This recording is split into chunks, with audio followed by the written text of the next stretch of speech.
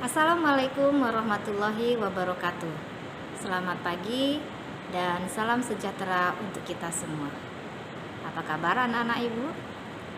Mudah-mudahan kamu dalam keadaan bahagia. Perkenalkan, nama ibu Maimunah Nasution. Di sekolah dipanggil Ibu MS. Ibu membawakan mapel bahasa Indonesia. Salam kenal, jayalah selalu bahasa Indonesia.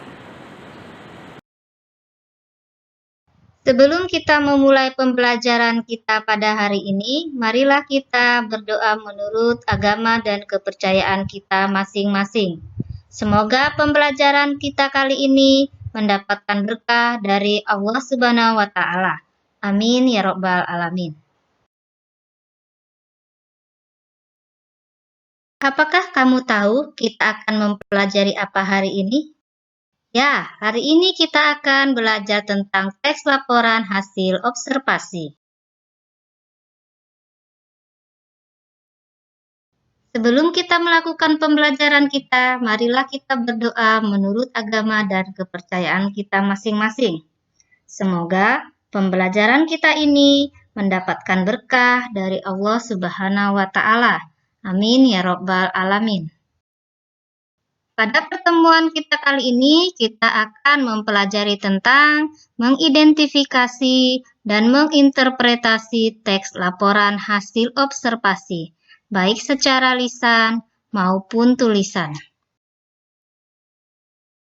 Setelah kita selesai melakukan proses pembelajaran, insya Allah, siswa-siswi ibu dapat mengidentifikasi dan menginterpretasi teks laporan hasil observasi baik secara lisan maupun tulisan. Sebelum kita memulainya, marilah kita diskusikan pertanyaan berikut ini. Apa yang dimaksud dengan teks laporan hasil observasi? Bagaimana ciri-ciri teks laporan hasil observasi? Bagaimana struktur teks laporan hasil observasi? Anak-anak hebat ibu, silahkan tuliskan jawabanmu di buku catatan kamu.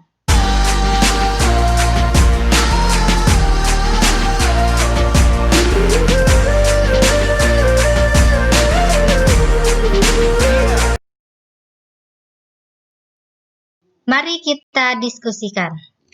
Apa yang dimaksud dengan teks laporan hasil observasi?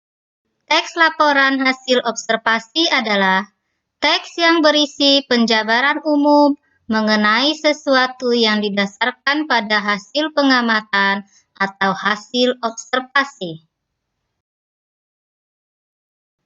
Kegiatan observasi merupakan kegiatan pengumpulan data atau informasi melalui pengamatan langsung atau peninjauan secara cermat di lapangan atau lokasi pengamatan. Kegiatan ini dilakukan untuk memperoleh informasi tentang tingkah laku, keadaan, kondisi, atau situasi dari objek yang diteliti.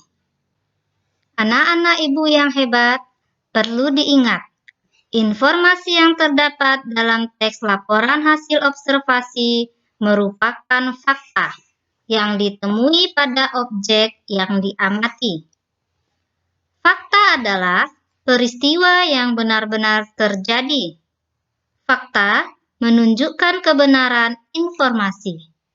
Fakta merupakan pernyataan yang tidak terbantahkan kebenarannya. Pernyataan tersebut berupa kalimat yang ditulis berdasarkan kenyataan, peristiwa, atau keadaan yang benar-benar terjadi secara objektif. Objektif berarti dapat ditangkap oleh indera dan mengandung kepastian.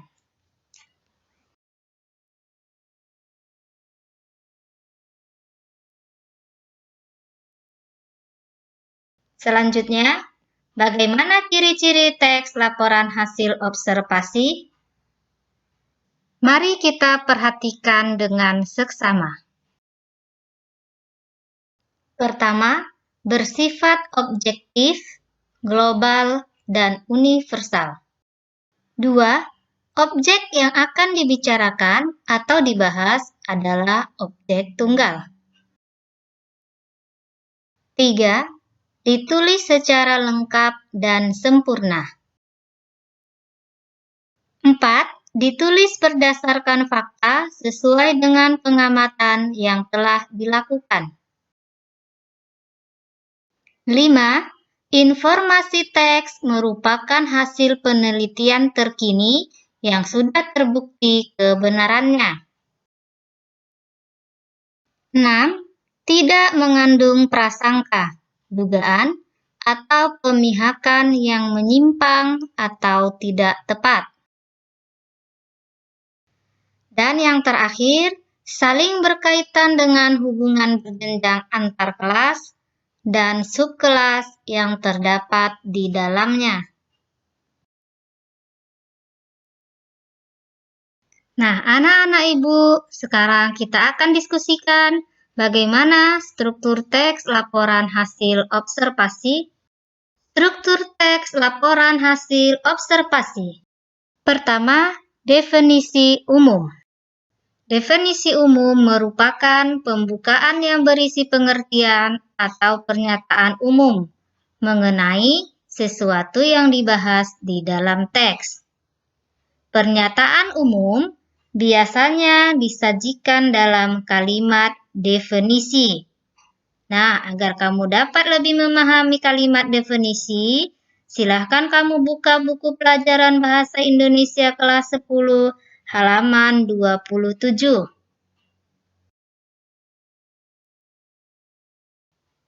2. Definisi bagian.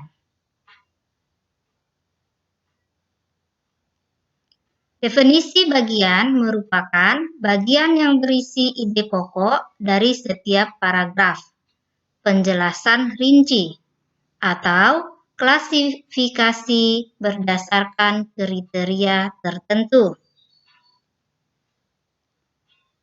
Pengklasifikasian sebuah objek yang baik harus menyebutkan dasar pengklasifikasiannya dan jumlah keanggotaannya. Kamu dapat melihat contohnya pada buku Bahasa Indonesia kelas 10 halaman 27. Struktur teks yang ketiga adalah definisi manfaat atau perilaku. Definisi manfaat atau perilaku merupakan bagian yang menjelaskan manfaat dari sesuatu yang dilaporkan, biasanya untuk benda mati. Nah, sementara untuk benda hidup, definisi yang digunakan adalah definisi perilaku.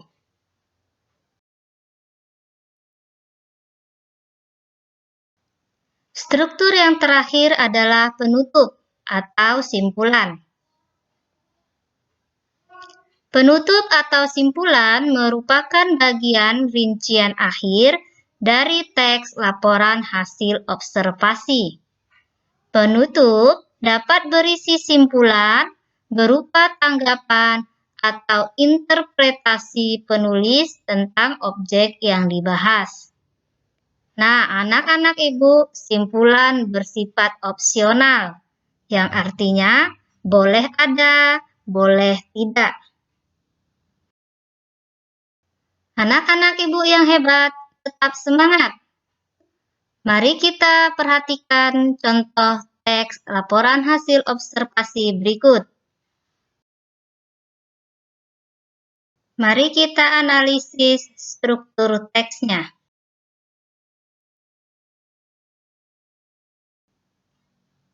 Contoh teks laporan hasil observasi kita kali ini berjudul sapi. Mari kita perhatikan definisi umumnya. Pada contoh berikut ini, definisi umumnya adalah sapi merupakan hewan ternak, anggota suku Bovidae dan anak suku dari Bovinae, Meskipun sebenarnya ada beberapa jenis sapi yang liar, tetapi definisi sapi secara umumnya dikenal sebagai binatang ternak. Nah, pada definisi umum anak-anak ibu, tadi sudah ibu jelaskan, terdapat kalimat definisi. Pada contoh kita ini, kalimat definisinya adalah sapi merupakan hewan ternak anggota suku Bovidae dan anak suku dari Bonifinae.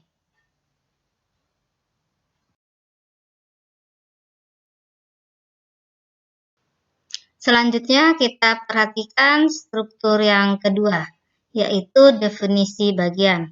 Ingat anak-anak ibu, pada definisi bagian ini kita akan mengklasifikasikan jenis-jenis sapi berdasarkan sapi yang ada di Indonesia. Dituliskan di sini jenis-jenis sapinya ada 4. Yang pertama adalah sapi Hereford, yang kedua adalah sapi Aberdeen Angus, yang ketiga adalah sapi Simmental atau metal, dan yang keempat adalah sapi Holstein. Ingat anak-anak ibu, pada definisi bagian ini kamu harus menjelaskan pembagian klasifikasi tersebut secara lengkap dan terperinci.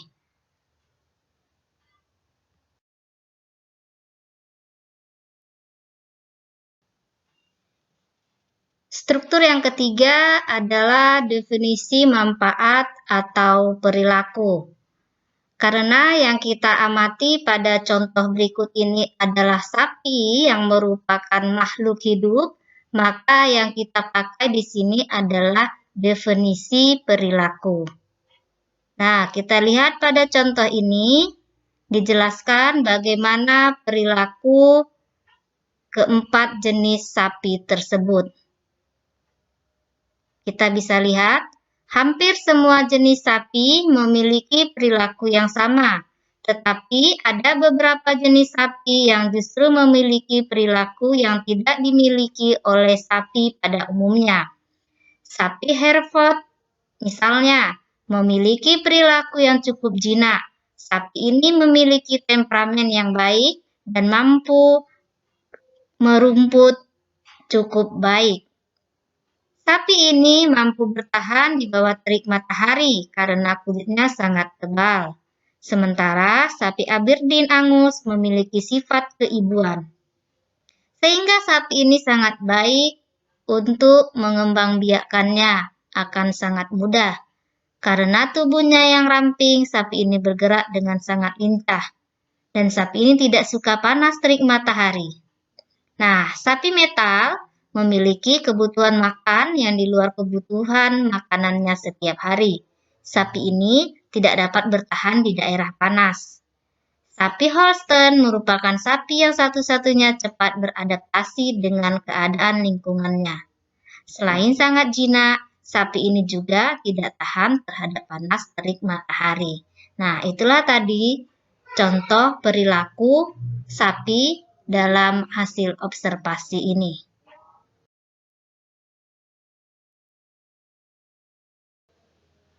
Struktur berikutnya adalah penutup atau kesimpulan. Nah, ingat anak-anak ibu, struktur yang terakhir ini sifatnya adalah opsional ya. Boleh ada, boleh juga tidak. Nah, kita lihat pada contoh kita.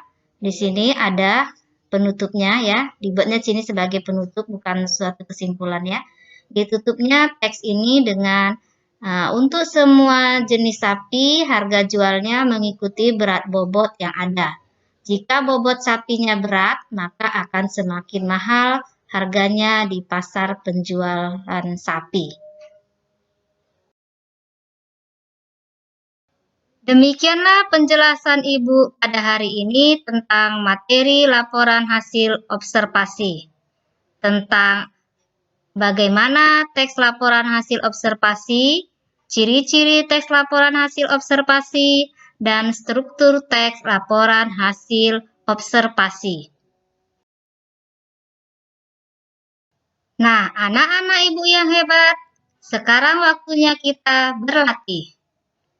Silahkan baca buku teks Bahasa Indonesia kelas 10, halaman 31 sampai dengan halaman 33. Nah, tugas kamu adalah silahkan kamu baca teks laporan hasil observasi yang berjudul sampah di halaman 31. Lalu, berdasarkan teks laporan tersebut, kerjakan tugas tabel yang ada di halaman 33. Yang kedua, berdasarkan hasil pekerjaanmu, benahilah teks laporan hasil observasi tersebut sehingga benar isi laporannya. Nah, kalau kamu sudah selesai mengerjakannya, silahkan kirim hasil pekerjaan kamu ke grup WA. Tuliskan dalam buku latihanmu, lalu fotokan.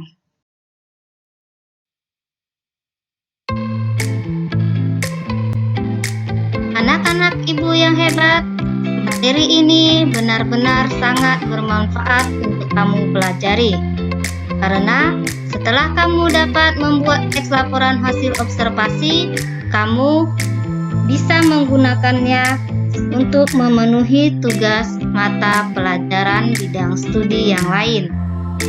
Juga bisa kamu gunakan sebagai laporan hasil observasi yang telah kamu lakukan, yang dapat berfungsi untuk memberitahukan kepada pihak berwenang atau terkait tentang informasi yang kamu temukan. Selanjutnya, informasi tersebut dapat dijadikan sebagai dasar penyusunan kebijakan. Salah satu contohnya adalah teks laporan hasil observasi kerusakan lingkungan. Informasi itu tentu dapat dijadikan sebagai informasi yang sangat penting bagi pihak tertentu. Teks laporan hasil observasi secara umum juga berfungsi sebagai alat pendokumentasian suatu objek atau suatu kegiatan. Nah, anak-anak hebat Indonesia, ingat, pendidikan adalah senjata paling mematikan di dunia. Karena dengan pendidikan Anda dapat mengubah dunia. Terima kasih sudah mengikuti proses pembelajaran pada hari ini. Pertemuan berikutnya kita akan membahas tentang kebahasan teks laporan hasil observasi dan kita akan mengonstruksi teks laporan hasil observasi. Anak-anak ibu yang hebat, tetap semangat belajar, stay at home, jayalah bahasa Indonesia. Assalamualaikum warahmatullahi wabarakatuh.